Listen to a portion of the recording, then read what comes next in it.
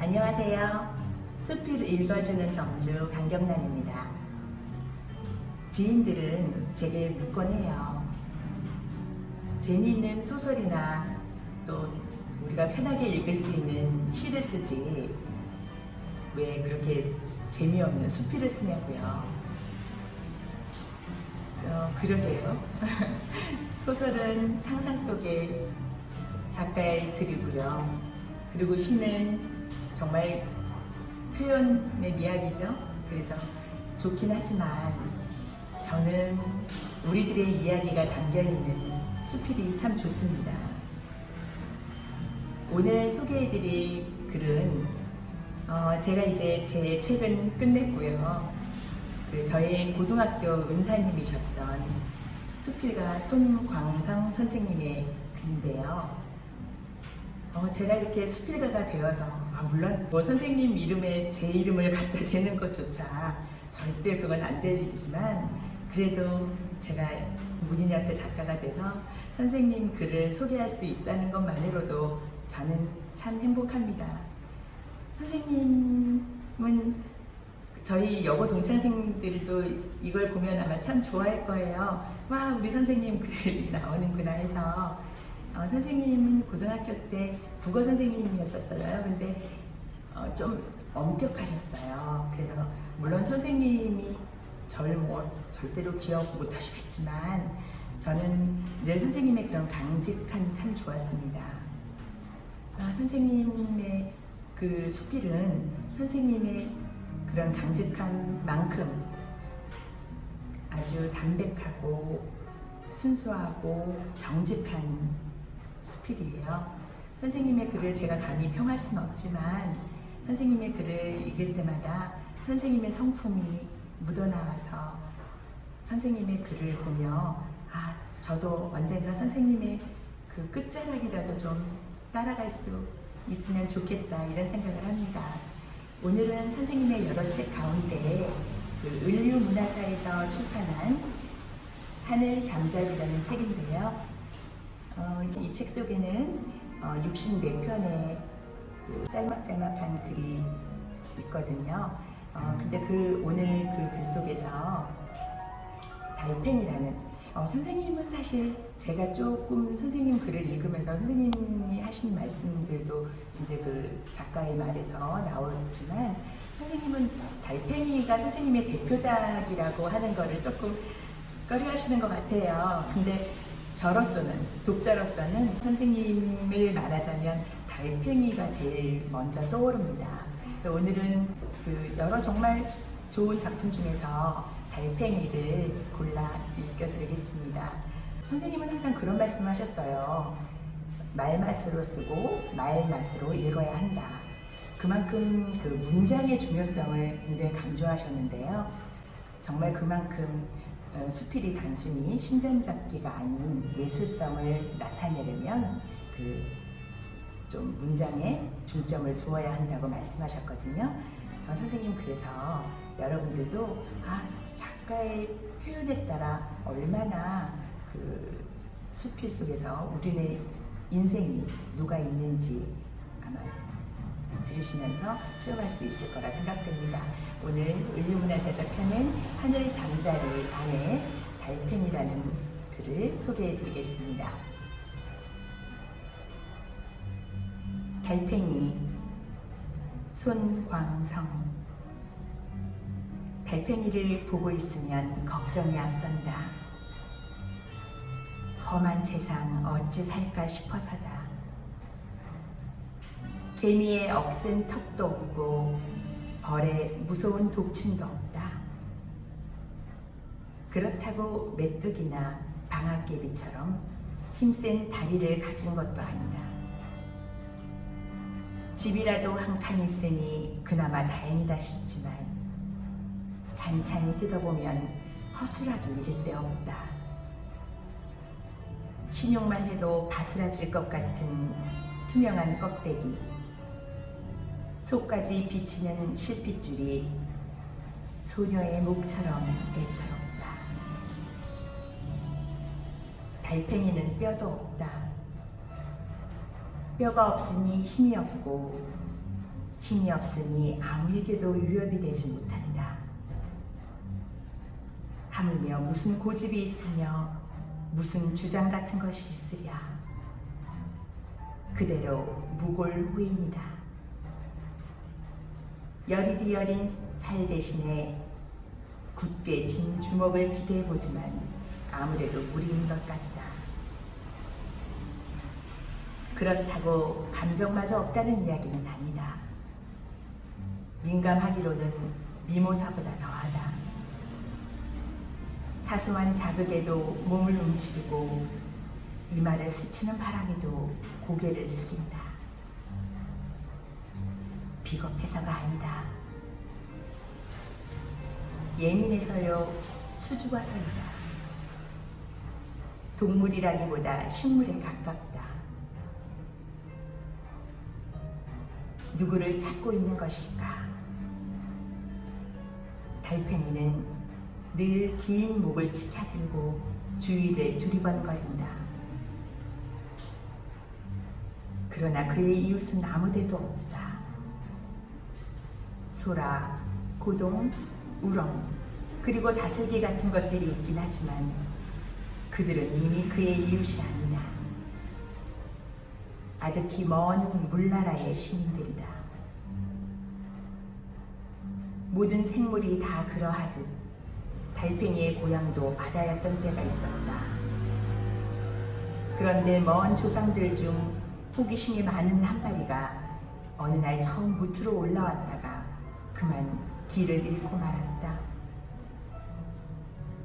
물달팽이가 육지달팽이로 바뀌는 기구한 역사가 그렇게 해서 시작된 것이다. 잃어버린 고향에 대한 그리움 때문일까? 육지에 사는 달팽이의 목과 눈은 물달팽이의 그것보다 훨씬 가늘고 길다. 슬픔도 내림이라 수많은 세월이 흘렀는데도 조상들의 슬픔으로부터 그들은 자유로울 수가 없는 모양이다. 실향민의 후에 달팽이는 늘 외로움을 탄다. 어디 좋은 친구 하나 없을까? 달팽이는 개구리에게 다가가 본다. 개구리도 습지를 좋아하니 벗이 되어 줄 법도 한 일이다. 하지만 그들은 너무 크고 너무 빠르다. 도무지 따라잡을 수가 없다. 벌이나 개미는 어떨까? 부지런한 것은 더없이 좋은 일이지만 배타적인 것이 좀 마음에 걸린다. 제 동족이 아니면 자기들의 먹이로밖에 생각하지 않으니 말이다. 시인이 죽으면 나비가 된다는 말이 있다. 나비가 죽으면 무엇이 될까? 아니, 달팽이가 죽으면 무엇이 될까? 달팽이는 나비 곁으로 다가간다. 그냥 사귀기만이라도 했으면 싶다. 그러나 나비는 잠시도 한 곳에 머물러 주지 않는다. 설사 머문다 해도 걱정이다.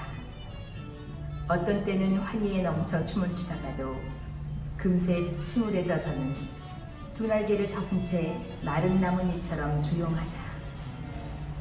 그 엄청난 감정의 기복을 감당할 자신이 없는 것이다. 아, 배추벌레하고 놀아야지. 달팽이는 그들 옆에서 잠시 외로움을 달래본다. 외모는 좀 그렇지만 벌처럼 시끄럽지도 않고 나비처럼 팔랑대지도 않아서 좋다. 한데 한 가지 안 되는 것은 그들은 탐식가라는 사실이다. 옆에 가서 등을 대고 누워도 눈 한 번 거들떠보는 일이 없다. 나는 먹는다. 고로 나는 존재한다는 식이다. 달팽이는 풀이 죽어서 돌아온다. 달팽이는 날카로운 이빨도 없다. 그의 입은 먹기 위한 기관이라기보다 차라리 이목구비를 갖추기 위한 필요해서 생긴 것 같다. 살아있는 것을 보면 뭐든 먹기는 먹는 모양인데 그런 순간을 거의 볼 수가 없다.